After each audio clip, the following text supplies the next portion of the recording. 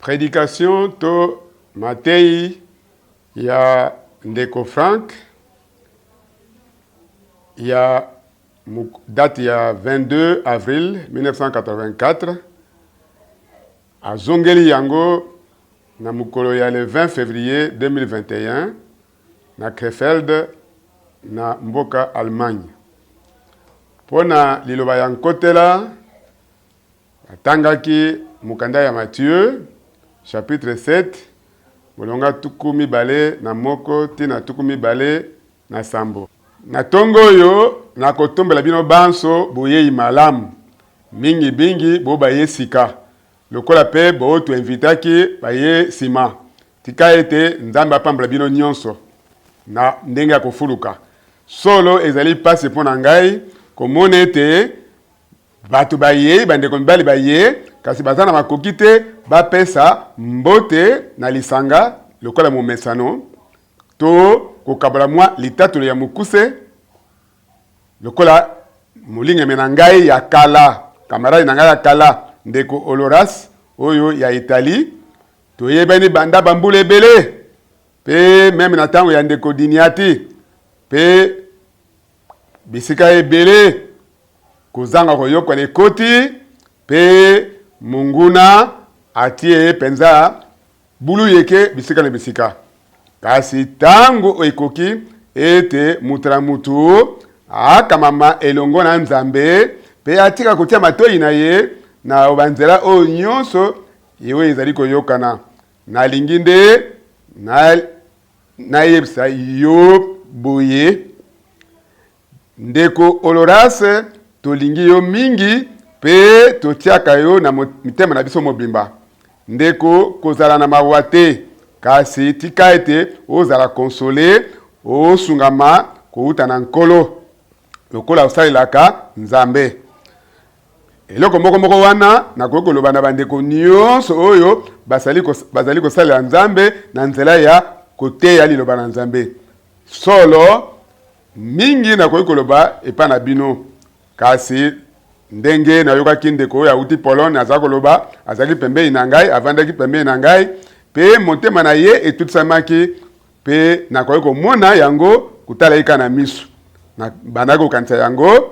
ndenge nini bambulu eleki tozalaki kozala kotutisama na koyokaka liloba na nzambe pe komona oyo nzambe azali kosala tika ete nzambe azongisa lisusu makambo ya lolenge wana pe tokoki kobika yango lisusu po ete makambo nyonso eyaka na lolenge na yango moko te tala ni betuluku million ya bato bayaki kasi bobe etuluku muke babiminde pe batemi kuta na nzambe pe nzambe ye moko azali kolakisa bango ezali ngolu na nzambe oyo tokoki kososola te pe tokoki kokamata to koexplike te tika ete lokumu to matondi ezonga epai na nzambe tokangama elongo na ye pe tokangama elongo boko na basusu kasi mpo na ngai mokolo ya lobi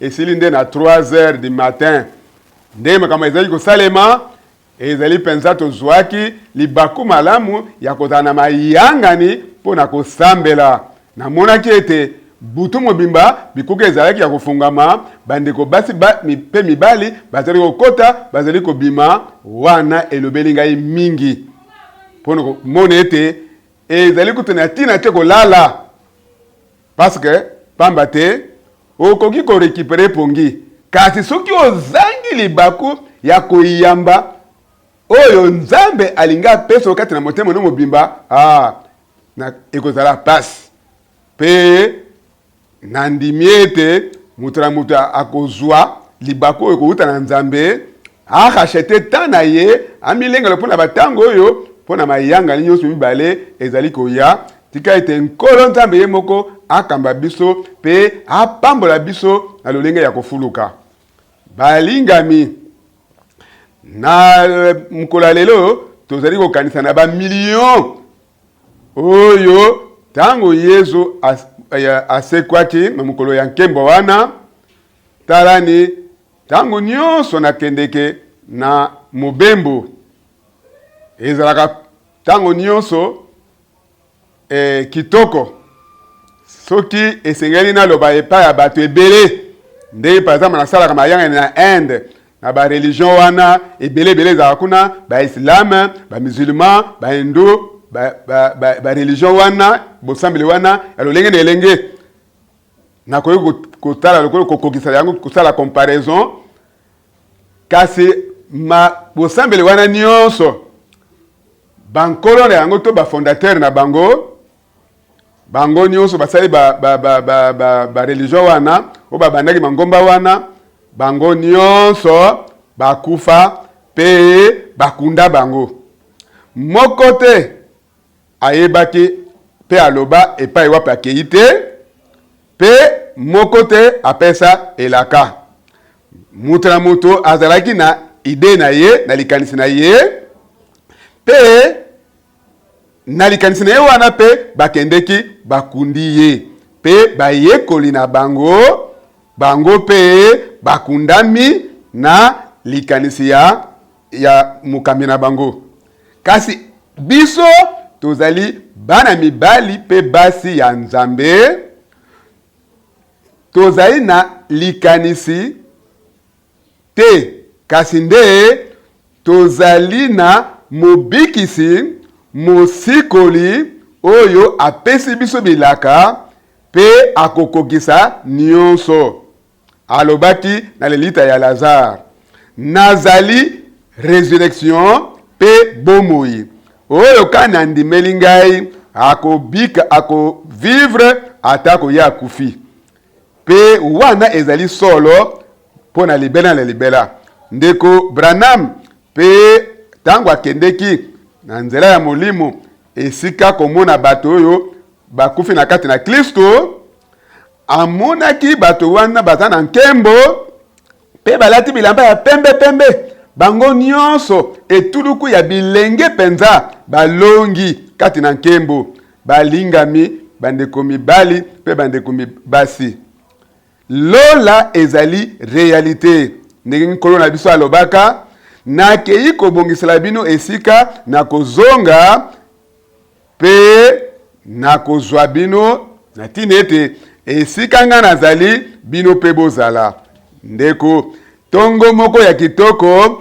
bakelelo na Nzambe ekobeta pe arkange ya Nzambe akoganga na mongongo na ye pe bakufi na kati na Kristo bakosekwa yambo pe elongo na bango tokokende kokutana na nkolo na biso pe tokozala na ye elongo pona libela sima nango tokokende epai ya nkolo na biso tokokutana na ye kati na mipepe o babenge dans les airs pe tokokende na ye na noce de l'agneau to elambo ya mwana na mpate iyo ye akolata bilamba pe akoservir biso akolongola nanu mpinzoli ya miso na biso ndeko Branham pe alobaki amonaki film wana nkolo na biso akoloba na biso bolela lisusu te bokomi na esika na bino bosi bokomi na but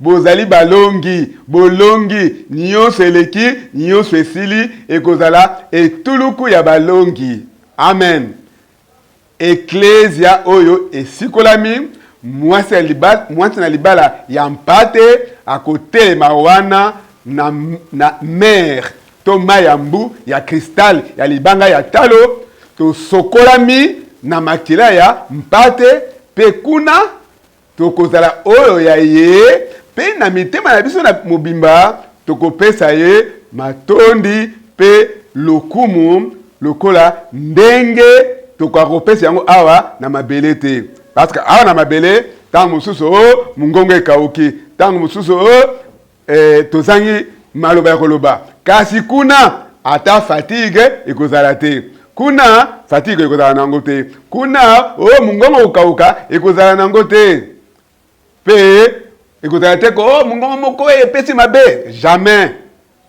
nyonso kuyokana mulamu ezali te kuna nyonso ekozala kalala ekozala clair pe solo pona libela na libela tozana libaku munene ya kosenga bandeko na bakoti te bayingela na bokonzi na lola.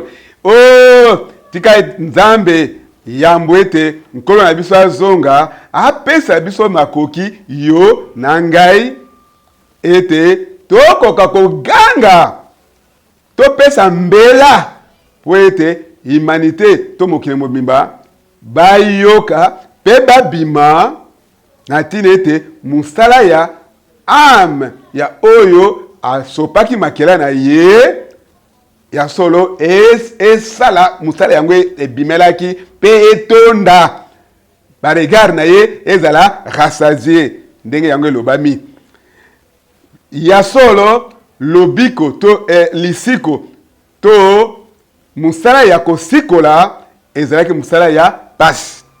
Nkolo na biso na ebandeli awa na Matthieu na mukapo ya tukumi bali na sambo verset 37 azwaki ntoma Petelo pe bana mibali mibale oyo ya Zebede pe abandi koyoka pasi pe mawa mingi alobi na bango mwana na ngai to am na ngai eyoki pasi mawa kino kutona kufa bova nana nwawa botanela tongo elongo na ngai kasi tokei na mulongo ya tukumi satu na libwa abwaki batambe misato liboso amibwaki elongi na se asambeli boye tata na ngai soki ekoki kosalema tangwisa musika na ngai keni oyo to coupe oyo kasi ata bongo ezala oyo nga nalingi te kasi mukanu na yo nde.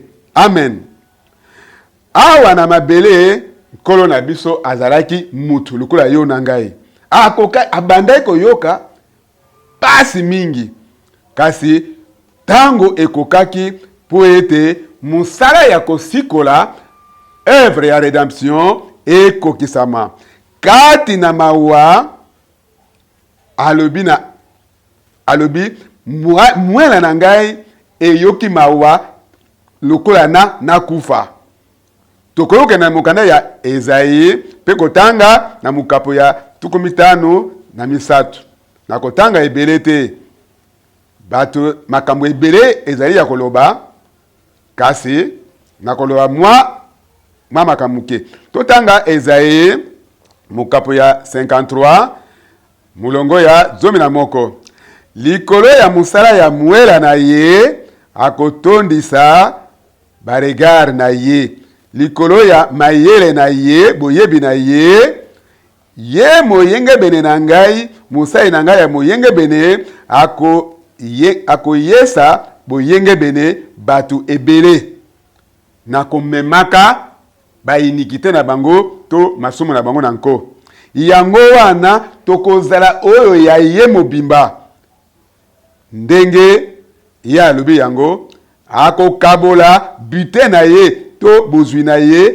na bato ya makasi po ete ye amikabaki mobimba tikino na liwa pe atiamaki na mutango ya bato oyo basalaka mabe bato ya yauli po ete amemaki masumu na biso amemaki masumu ya bato nyonso pe a intercede pona bato oyo bakoisamaki boye oyo ezali maloba ya kitoko te balingami oyo euti na liloba ya Nzambe. Amen. Po ete nkolo na biso akokisi nyonso asikolaki pamba te kasi alongoli biso nyonso na bowumbu pe yo na ngai tozali na ngolu ya kotangama kati na ba oyo basikolami kati na Kristo etuluku ya basikolami ndenge ekomami na mukanda ya nzembo mukapo ya mibale tozali kotanga liloba ya kitoko oyo ekangami na yambo mulongo ya sambo pe mwambe nakosangela maloba na ngai Yawe pe alobi na ngai yo ozali mwana na ngai ya mobali na engendre yo lelo senga ngai pe nakopesa yo mabota nyonso lokola héritage na yo. Pe na kopesa yo ba extrémité suka ya mabele nyonso lokola bozwi na yo. Amen. Alléluia. Oh. Lelo yo tokoyi komona ete masakoli mingi ya boyokani ya kala tozali komona ete ezali kokokisama na boyokani ya sika. Ndakisa mukanda na Oze mukapo ya 13 mulongo ya 14 nako rachete bino na puissance ya esika ya bawei pe nako kangola bino na liwa. Oh yo liwa wapi bokasi na yo yo bisika na bawei wapi bobebisi na yo pe kurepentir na yo elongwe na miso na biso. Tango tozali kotanga lisese to histoire oyo ya kobakama to crucifixion ya nkolo Yesu, tozali komona kokokisama na lolenge kitoko maloba oyo nyonso touti kotanga. Boye nkolo Yesu Kristo na kati ya kuluze na Calvaire na Golgotha akufaka. Pe likambo moko ya kokesana esalemaki na Matthieu mukapo ya 27 kobanda na mulongo ya 15 balobi ete na ngonga ya motoba molili tu elingamaki na mabele mobimba. Pe sima nango na ngonga ya 9e heure Yesu agangaki na mungongo makasi, Eli, Eli, laba sabatani. O elingi loba, Nzambe na ngai, pona nini osundoli ngai? Boko na ba oyo kati na bazalaki wana, balobi, azali kobenga Eliya. Na mbalakata, moko na bango, akimi mbangu, azwi mwa éponge moko, ezalaki wana, atondisi yango na mai ya vinaigre, pe atie yango likolo ya lititi moko boye, alingaki kopesa ye mai amela. Pe baninga na ye balobi, tika totala soki Eli akoya kubikisa ye. Yesu agangi lisusu mbala ya sika, pe azongisi molimo na ye.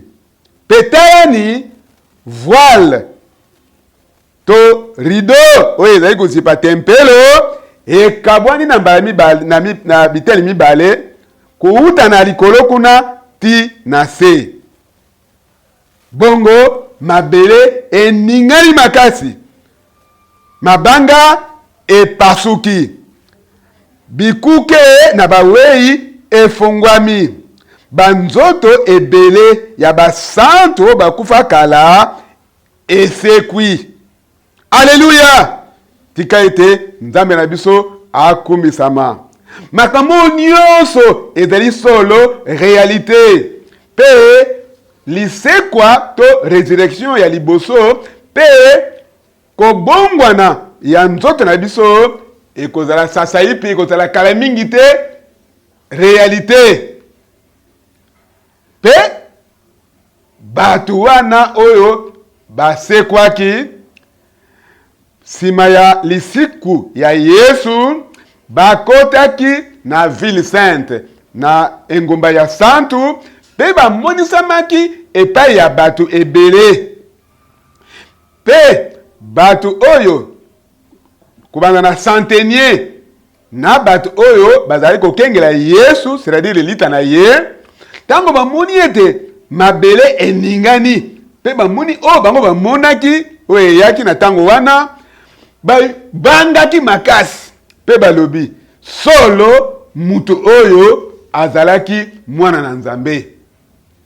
Pe tondimi yango na motema na biso kati na Kristo Nzambe abandi kokela ya bonzambe ya sika. Nde yango wana ekomami na Apocalypse chapitre 3. Tika na tangela bino yango. po boyebe te yango na tangi yango pamba na lobi yango pamba te kasi nde ekomami na liloba na kati na mokanda ya na kati ya Biblia ekomami penza.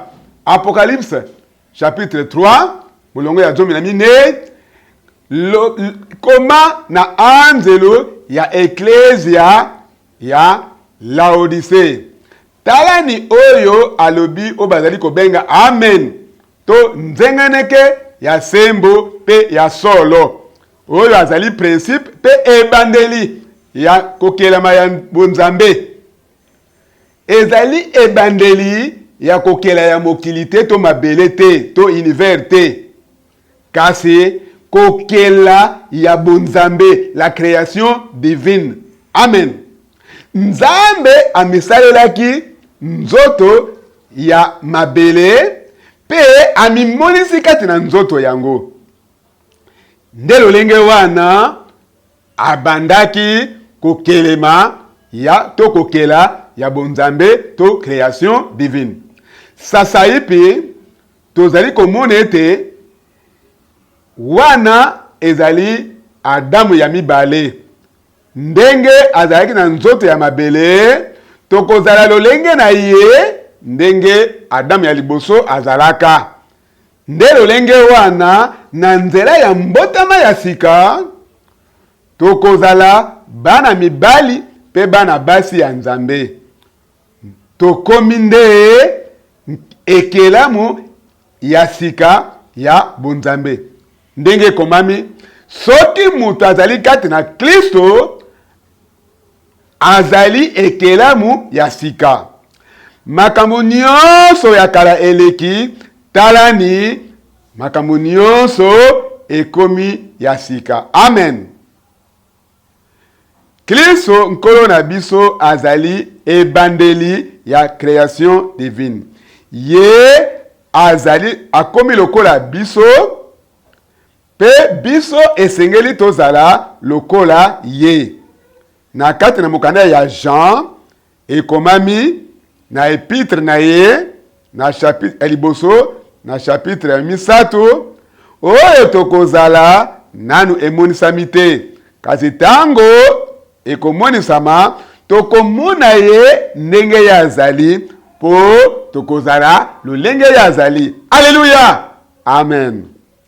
Oyo bandeko na ngai ezali solo oyo ebongi be to sosola yango to sosola yango te wana ezali mutuya te oyo eza na mutuya nde tondima yango na mitema na biso mobimba tondima ete Yesu Kristo azali ekelamu ya liboso katikati na ba ndeko mibali ebele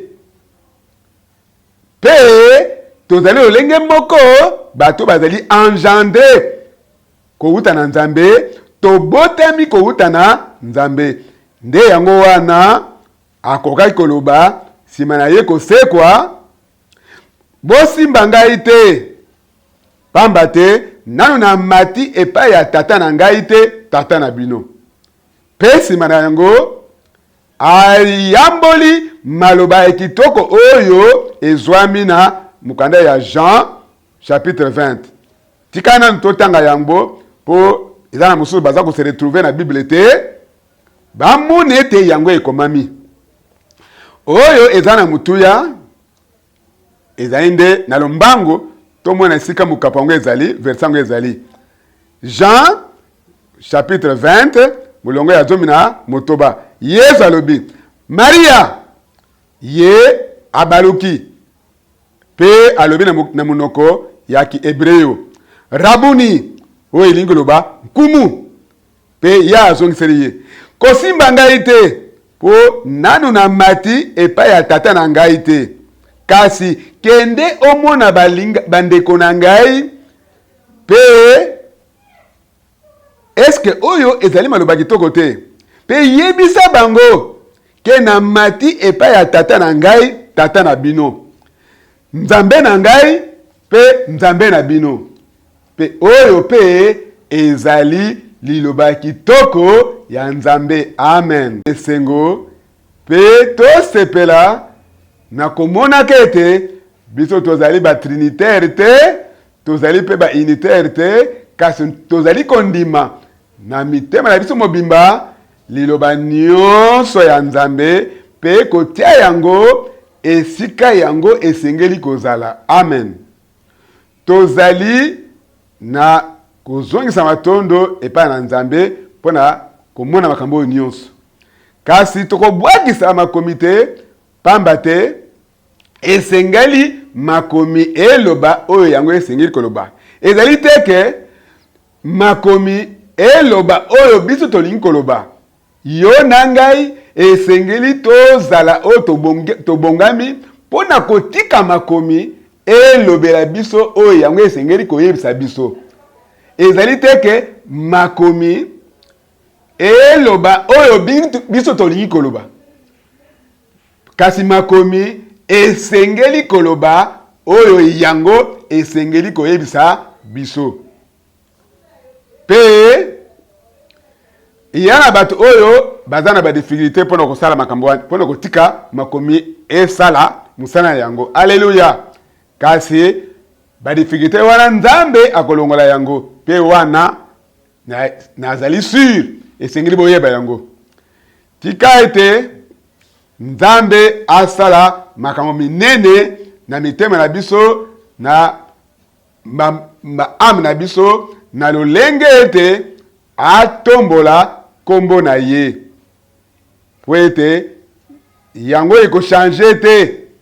Po soki lolenge wana te, moko na moko kati na Nzambe esengeli amitalisa pe atika ete lizipa ya kouta na Nzambe sopana katikati na ye po ete lokumu ezonge pa ya nkolo na biso. Balingami na kokolinga ete natanga makomi ebele oyo etaleli résurrection to lisekwa. Kasi nasengeli na loba na mukuse po to sengeli koloba lisusu na tina ya likambo ya libatisi na mai. Po ete na mwa ngonga ezali koya ezana bato oyo bakozwa libatisi na mai. Tika natangela bino na mukanda ya Luc na mukapu ya zomi bale na mine ekomami boye.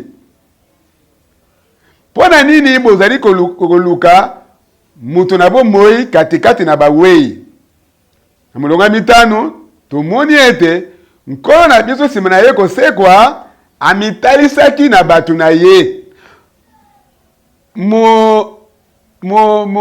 Enkedili moko te, mutayauri moko te, amonaki Yesu Kristo sima na ye kosekwa. Nkolo ye moko aza koloba yambo.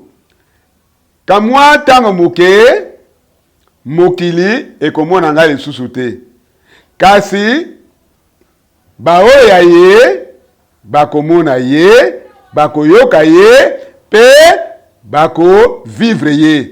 Pe akofongola bango mayele po ete basosola makomi.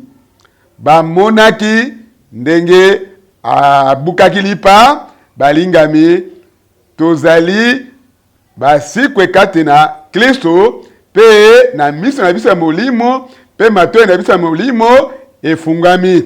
Tozali koyoka oyo molimo azali koloba na eklesia, pe tozali kobika oyo azali kosala lelo. Tozali komona ndenge tokokabola lipa sima ya nzanga, zala peut-être sima ya 14h tokobanda, pe sima nango pe tokolia elambo na kokanisaka ete nkolo na biso amonaka pasi na ngomba ya Golgota. Bayekoli balalaki atako nkolo ayebisaki bango ete bango balala te, batanela tongo elongo na ye. Kasi ata bongo nkolo na biso alobaki apambelaki bango te. Kasi alobi na bango na mukanda ya Luc chapitre 22 verset 28, boyo kani bayiki mpiko elongo na ngai na bapasi na ngai yango wana nakobongisa bokonzi to royaume pona bango na faveur na bango lokola ngai pe tata na ngai abongisi royaume pona ngai po ete bokolia pe komela na mesa na ngai ete bovanda na ngolo na Nzambe na bibonga pona kosambisa mabota ya Israel zomi na mibale. Oyo wana esunga ete moko na moko atikala sembo na nkolo na ye. Ete toyika mpiko kati na ba mimekano. Tozali komona ete ye alakaki na ba oyo ya ye nini alakaki bango bokonzi.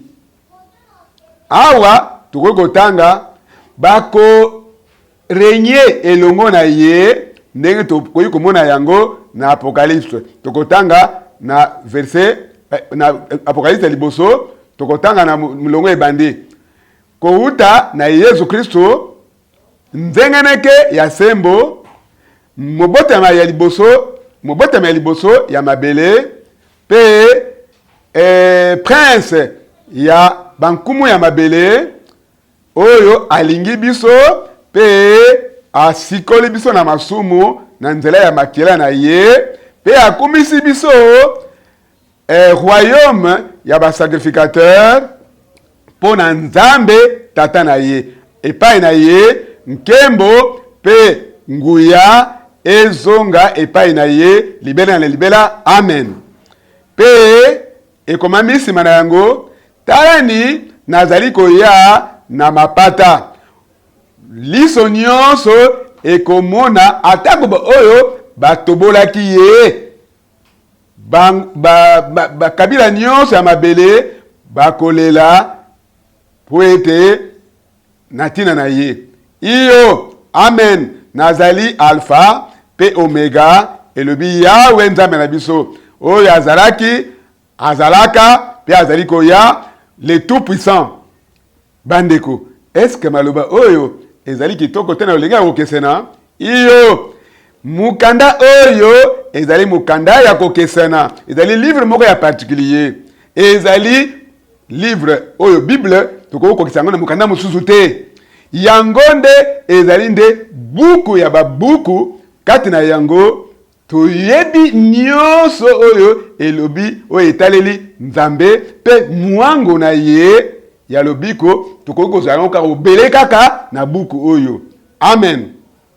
Tango nyonso nasalaka mobembo na Israel ezalaka esengo mpo na ngai komona bato bazali koya na mur ya lamentation bazali kopepepepe yango to embrasser yango bazali kofungola yango pe sima na mpe kotanga pe bamususu bazali kolela koyeba kete atako bango miso na bango tisiko ezali kozipama me bazali kotanga yango pe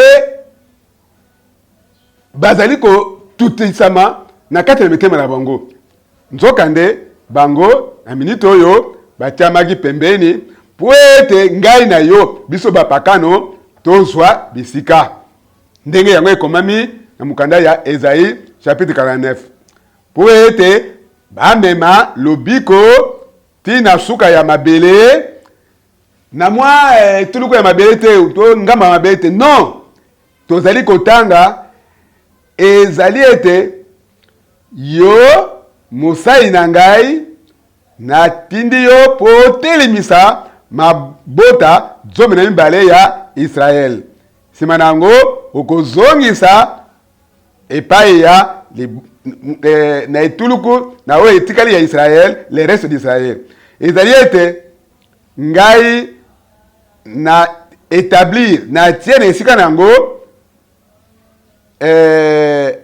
na talisi polele na mabota po ete komema bango pe lobiko tina suka mokili na lokota allemand balobi ete ye a ramené bato babikisami kouta na Israel. Alléluia.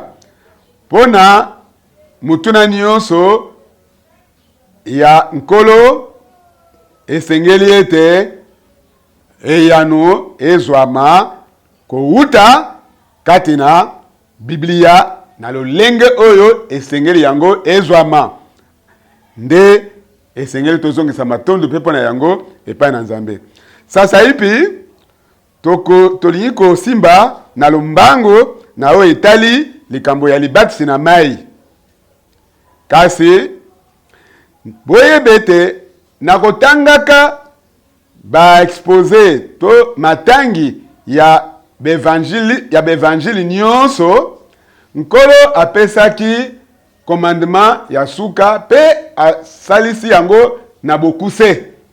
Po ete evangile moko epesi mwa ndambo ya mutindo wana. Kasi awa na mukanda ya Matthieu chapitre 28 mulongo ya zomi ya mwambe elobani boye: nguya nyonso epesami ngai na lola pe na mabele. Bokende mikili nyonso bokomisa bango bayekoli na ngai, kobatisaka bango na kombo ya Tata, Mwana pe Molimo Santo, pe kolakisaka bango oyo nyonso nakomelaki bino. Pe talani nazali na bino ti suka na mokili. Liloba oyo ezali ya solo. Kasi bato mosusu bakanisaka ete oyo nde babakisi yango kobakisa. Tete soki yango ezalaki te, tokokaki koyeba te ndenge nini tolinga kosala, solution nini tolinga kozwa, pe lolenge nini tokoki kokokisa motindo wana oyo nkolo apesi na ba missionnaire na ye.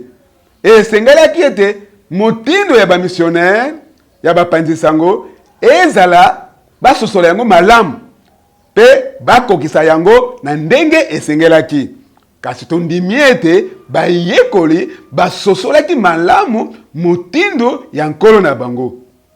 Bango bazwaki yango lokola lettre te, lokola théorie te, kasi bazwaki yango na nzela ya révélation to emoniseli ya Molimo Santo. Pe Petelo, ntoma Petelo azalaki wana tango bazali kopesa motindo oyo. Pe yango wana mukolo ya Pentecôte, mukolo ya nkitela, akoye koloba na etuluku ya bato maloba oyo na Actes des Apôtres chapitre 2 verset 38. Repentez-vous, boyoka mawana masumu na bino. Pe moko na bino azwa libasi na mai na koma na kolo Yesu Kristo pona bolimisa masumu na bino. Pe sima na yango bokozwa likabo ya Molimo Mosantu, pamba te elaka oyo ezali pona bino, pona bana na bino, pe pona bo baza na musika lolenge Nzambe mokonzi na biso, nkolo na biso akobenga yango, akobenga bango. Oyo ezali kotelemela oyo balobi na mukanda ya Matthieu te. Ezali nde solution, ezali nde lolenge ya ko exécuter, ko salela motindo oyo nkolo ye moko apesaki na Matthieu 28.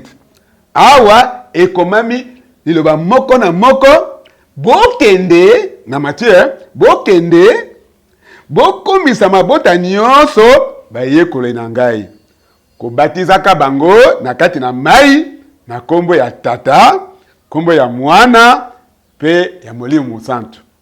Kombo ya Tata nani? Yesu azali koloba na yaki na kombo ya Tata na ngai, bino bozali koyamba ngai te. Soki mutu aye na kombo na ye, bozali koyamba ye pe bozali kondima ye. Kasi lelo ngai nazali koyebisa bino na polele pe librement ete oyo kani ayambi te Mwana na Nzambe pe azwi emoniseli ya libombani oyo te, ya lisese oyo te, oyo ebombani kati na Matthieu 28, akondima nde oyo motelemeli Kristo azali kopalanganyisa pe bakotika na libunga kobanda ya liboso tina oyo ya suka. Tango mususu awa ezali sika koloba makambo wana te. Kasi boyebe ete formule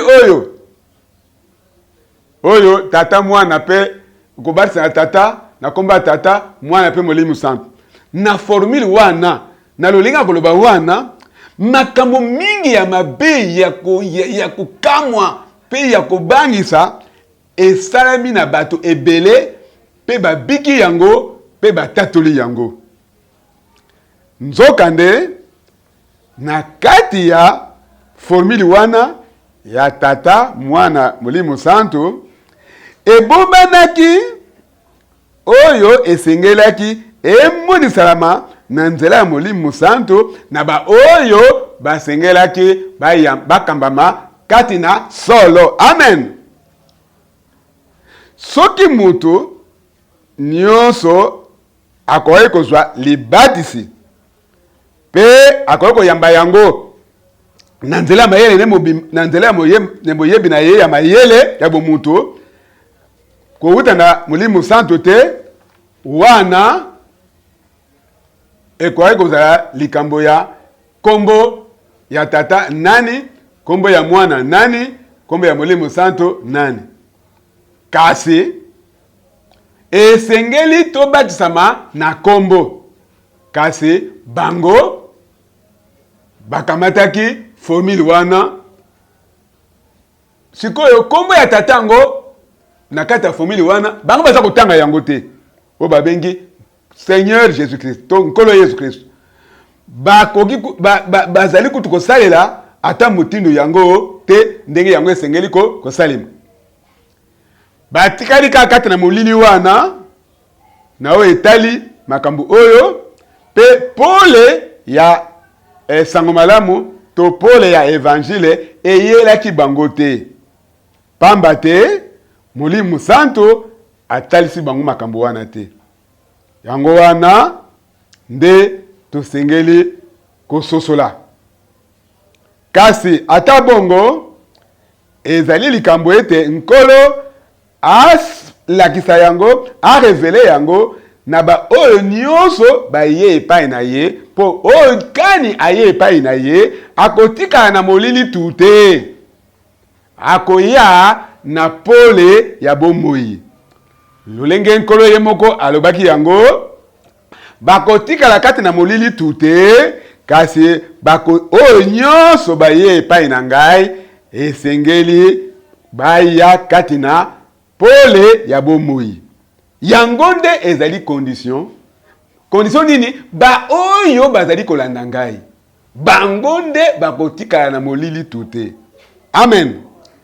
Uta église primitive ebandaka ata mobotami sikate oyo azwamaki na kusopelaka ye bamai na elongi awa na lo lenge oto yebi formule wana.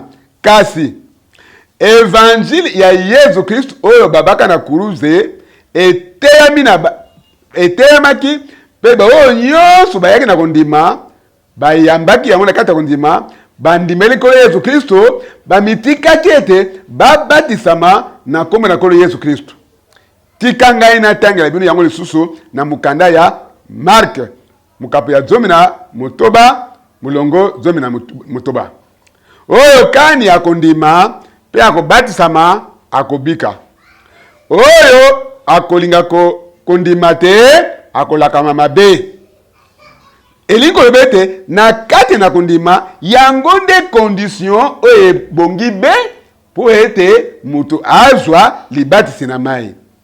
Kaka oyo andimeli Yesu Kristo lokola mwana na Nzambe oyo akufaki na ngomba ya Golgota asopi makila na ye pe makila na ye pona reconciliation ya ngai na yo pona ko symbolisa biso na mwasumu na biso to expiation pona bolimbisa na biso pona kosikola biso pona lobiko na biso po ete asala boyokani ya conscience ya malamu elongo na Nzambe na bato oyo babongoli mitema. Amen. Santo Paulo azongeli yango na mukanda ba Roma na chapitre 6 akomi boye na mulongo ya 5. Ya solo soki tokomi ekelamu moko na kokokisa makanali wana ye tokozala pe ekelamu moko na kokokisama na liseko na ye to résurrection na yo. Résurrection na ye. Nalingi pe natanga ngo lisusu na mulongo ya misato. Bosana te bino banso ete biso nyonso oyo tobatamaki na kati na Yesu Kristo ezali kati na liwa na ye nde tobatisamaki. Amen. Likambo moko wana tokoki kozwa yango na makomi ebele na Actes des Apôtres ti na mukanda oyo na ba Philippiens. Na Actes des Apôtres na chapitre 19 kobana verset 6 totangi. Na sima maloba wana batisamaki na kombo na nkolo Yesu Kristo. Pe Paul atani maboko likolo na bango, Molimo Santu eye likolo na bango, pe babandi koloba minoko ya sika pe kosakolaka masakoli.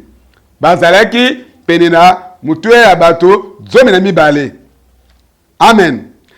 Atako bazalaki 12 to bazalaki kama moko na tuku 2 to bazalaki kama to moko mutango nango ezana tina te. Kasi na yo pe na biso bana na Nzambe elaka oyo ezali tango nyonso valable pe bo nyonso ba Nzambe abengi bango na etuluku o bango bazali soki babengi yo abengi yo po zala moko na kati na eklezia na ye.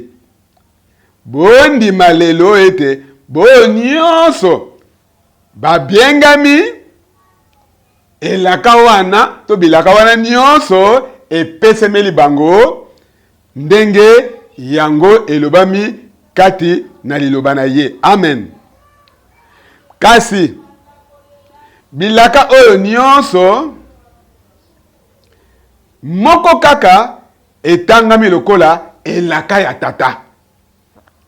Bozela ngai na Jerusalem tikino bokolata nguya kouta na lola. Boyamba elaka ya tata. Mukande ya Luc 24 pe totangi su mukanda ya Actes des Apôtres kubandana chapitre liboso mulongo ya motoba pe mulongo ya mwambe pe milongo mususu. Bilaka wana nyonso kasi lokola elaka ya tata moko kaka batangi lokola elaka ya tata. Yango nini? Ezali nde kotondisama na Molimo Musantu. Amen. Po na nzela ya kotondisama na Molimo Musantu nde tokokoloba aba père. Iyo tata na biso molingami tata na biso. Amen. Pe nkolo na biso alobaka nakei epai ya tata na ngai tata na bino epai ya Nzambe na ngai Nzambe na bino. Azali koloba bozela tikino bokozwa elaka ya tata. Amen. Elaka ya tata ezali pona bana na ye. Alléluia. Nkembo ezonge epai na Nzambe. Oh, bana na Nzambe.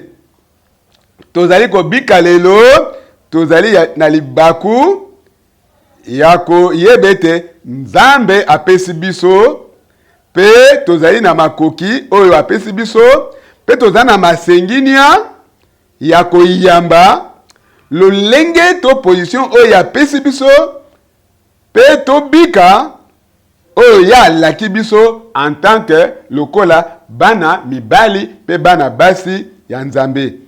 Tika ete pati oyo ezala lokola Pentecote ya kitoko pona biso nyonso. Amen. Pambate nguya ya Satana ekwesami. Yesu Kristo molongi na kati na bomoi na yo, na kati ya bomoi na ngai, na bomoi ya ba oyo nyonso bazali ya ye asikoli bango na mutuya ya munene pe na yebi yango tozali penza touché, tozali na raison ya kozala touché. Alléluia. Tika ete akumisama nkolo nzambe na biso. Na kanisi ete na tei kitoko. Kasi kote ya kitoko te, kasi kote ya oyo maloba ya bomoi. Alolenge ete ba oyo bazali koyoka nkolo na biso alobaki. Nazali na bomoi pe bino pe bozali na bomoi pe bokozala na bomoi. Maloba oyo nga nalobi na bino ezali molimo pe bomoi. Pe oyo tozali kondima yango na katikati ya mitema na biso pe tokoki kobika yango. Na ba oyo nyonso balingi bazwa libatisi na mai pona lelo, nalingi ete bososola makambo oyo. Tango bino bokozwa libatisi ezali te ete bokomi ba membre ya eklesia. Boko bakisama na eklesia songolo te. Kasi libatisi na bai ezali confirmation, ezali kondimema ete yo oyambi Kristo, oyambi Yesu Kristo lokola mokonzi pe mobikisi na yo. Ete yo ondimi ete mbeba na yo pe masumu na yo basokoli yango, balimbisi yo yango. Libatisi na mai ezali pa ya liboso to litambe ya liboso to etape ya liboso kati na kondima pe botosi ndenge yango ekomami na mukanda ya Mark chapitre 16 toiti kotanga yango. Oyo kani andimi pe amitiki abatisama nde abiki. Amen. Ngai moko na kanisaka tete kobatisama ezali likambo ya kokesana. Kasi namonaka kati na libatisi na mai elembo ya botosi na nzela ya kondima. Kasi eza na batu oyo bayaki epai na ngai kotatola sema na bango kobatisama ete babiki ba changement minene kati na bomoi na bango pe babiki makambo minene eleki na kati ya bomoi na bango po ete bango bandimaki solo yambaki Yesu Kristo lokola mokonzi pe mbikisa na bango pe lolenge moko na nzela ya elambo to supe mingi pe bapambwami pe babiki pe na mitema na biso na mobimba tokozwa yango na kati na kondima ndenge toza koloba kolo Yesu Kristo na kati na botosi pe na kati na kondima tokei na mai na sali boyokani ya conscience malamu elongo na yo. Nzokande nyonso oyo ezali koleka. Nzambe apesi ya lelo, Nzambe azali kopesa ya lelo, Nzambe azali ko délivrer, azali ko kangola, Nzambe azali ko bikisa na maladi, azali yemoko lobi lelo pe libela balingami lelo lisusu mokili mobimba esengeli totika yango, tosengeli totika mokili sima na biso. Bo kamata oyo ekoki kozwa biso na kati na nkembo. Ma mesano nyonso ya mokili totika yango sima. Kasi tozwa oyo ya vie naturelle. Tozala délivrer na makambo ya pambala na balie oyo ya mokili. Tozala délivrer na biloko wana, tozala na se ya kuruze. Tozala entièrement délivré. Tozwa oyo euti epai na Nzambe. Po yango ezali solution kondima ezali bitumba. Pe tango mosusu ezalaka tension. Kasi soki osali yango na motema na mobimba pe olobi epai ya nkolo ete nazali na makasi te. Tika ete yo mutu na nguya oyamba ngai pe osala kati na ngai musala na yo, okomona ete na mpwasa solution ekozwama, kokangolama ekoya, pe okoma mwana na Nzambe ya esengo. Okozala susu kati na buumbu te, pe yo okozala susu mutu oyo bazali kodomine te, kasi yo kodomine makambo ya mokili oyo nyonso. Okomitika na makambo ya kolia, okomitika na makambo ya kolia pamba te, kasi pona yo mukolo ya sika ebimi pona yo. Okomi mutu ya bomo ya sika epesemeli yo. Bomo ya Nzambe epesemeli yo na ngolu ya Nzambe. Kolia pe komela ekokoba na yango, kasi yo kotonisaka libumu na yo na bilei pe bimelite. Tokoki kokoba kotangaka makambo oyo ya momesano ya mokili. Kasi biso lokola bana na Nzambe toyebi ete Molimo na Musantu eko convaincre biso, eko sukisa biso na lisumu. Nyonso oyo eko ikotelema na liboso na Nzambe te, Molimo na Nzambe eko kama biso na makambo wana nyonso.